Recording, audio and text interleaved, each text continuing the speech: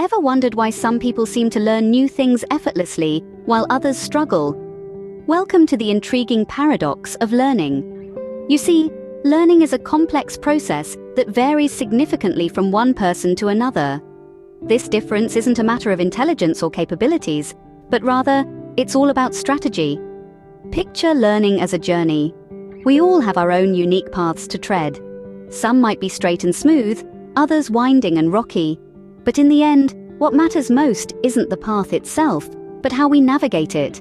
That's where learning strategies come into play. These strategies are not one-size-fits-all. They are as diverse as we are. What works like a charm for one person might be completely ineffective for another. Some people, for instance, learn best by doing, while others need to see or hear information to grasp it. Some people thrive on structure and routine, others on spontaneity and exploration. But here's the twist, the paradox, if you will. Many of us are not even aware of our own learning style, let alone the strategies that best suit it. We tend to stick to the strategies we've been taught or that we've stumbled upon, often missing out on techniques that could dramatically enhance our learning. That's why it's crucial to understand and embrace the uniqueness of our learning style. It's about acknowledging that we all learn differently, and that's perfectly okay. It's about exploring different strategies and finding the ones that resonate with us, that make learning not just effective, but also enjoyable. Because at the end of the day, learning is not a race. It's not about how quickly you can cram information into your brain, it's about truly understanding and retaining that information, about growing and evolving, about becoming a lifelong learner. So, how do we navigate this paradox? How do we find the strategies that work best for us? Well, that's the journey we're about to embark on together. Understanding this is just the beginning. Now, it's time to dive into the world of learning strategies. Can you imagine learning by just picturing it in your mind? Welcome to the world of visualization, a potent tool in the arsenal of effective learning strategies.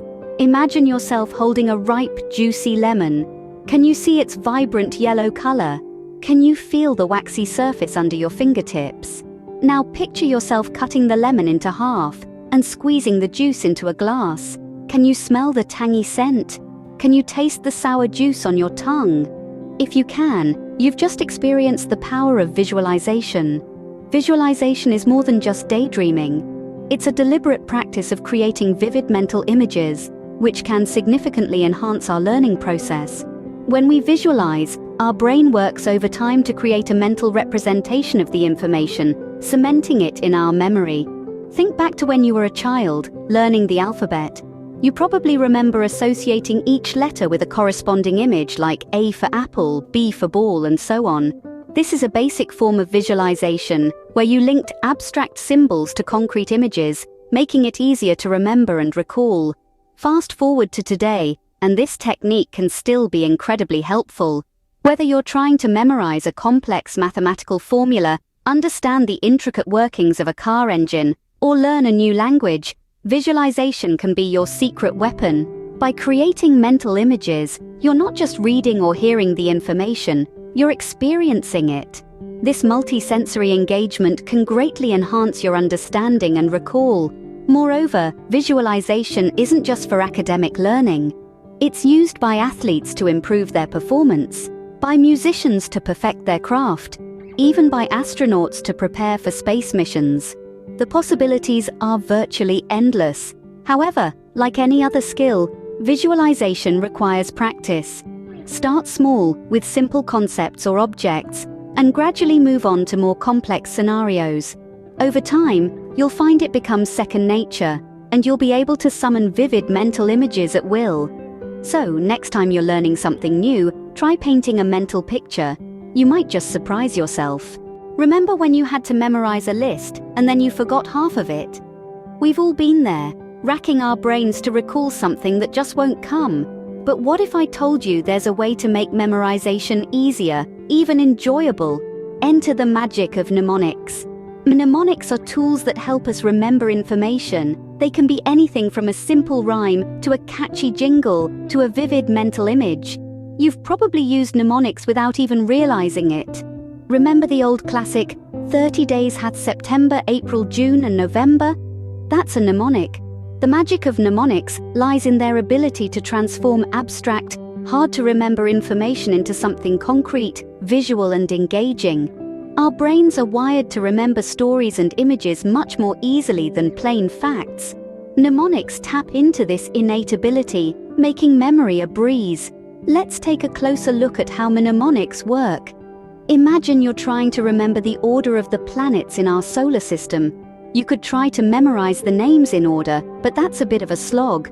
Instead, you could use a mnemonic like, "My very eager mother just served us nachos," where the first letter of each word represents a planet. Suddenly, you've turned a boring list into a fun and memorable image. But mnemonics aren't just about making learning more fun, they're also incredibly effective. Research shows that using mnemonics can significantly boost memory performance, making them a powerful tool for students, professionals, and lifelong learners alike. So, the next time you're faced with a daunting list or a tricky concept, don't despair. Whip out your mnemonic magic wand and transform the difficult into the doable. You'll be amazed at how much easier it is to remember when you've got a catchy rhyme or a vivid image to help you out. And remember, mnemonics are not just a tool for school children. They're for anyone who wants to make learning easier and more enjoyable. So go ahead, give mnemonics a try. You might just find that they're your new favorite learning tool. Mnemonics aren't just for kids, they can be a powerful tool in your learning arsenal. Scene script. Think testing is only for the end of learning? Think again. Let's explore the artistry of self-testing. Often we see testing as a grand finale, a final showdown of all we've learned. But what if we told you that testing is not just an endpoint, but also a crucial part of the learning journey itself? Yes, you heard right. Self-testing, or checking your understanding as you go along, is a powerful learning strategy. It's like taking a pit stop during a marathon to see how far you've come and how far you have to go. Now you might be thinking, but wouldn't that interrupt my flow of learning? Well, not quite. Self-testing actually helps to enhance your comprehension. It's like a mirror, reflecting what you've absorbed and what's slipped through the cracks. It's not about pointing out what you don't know, it's about reinforcing what you do know and identifying areas for further exploration. Moreover, self-testing boosts your retention of information. It's like a mental workout. Each time you test yourself, you strengthen the neural pathways associated with the information you're learning.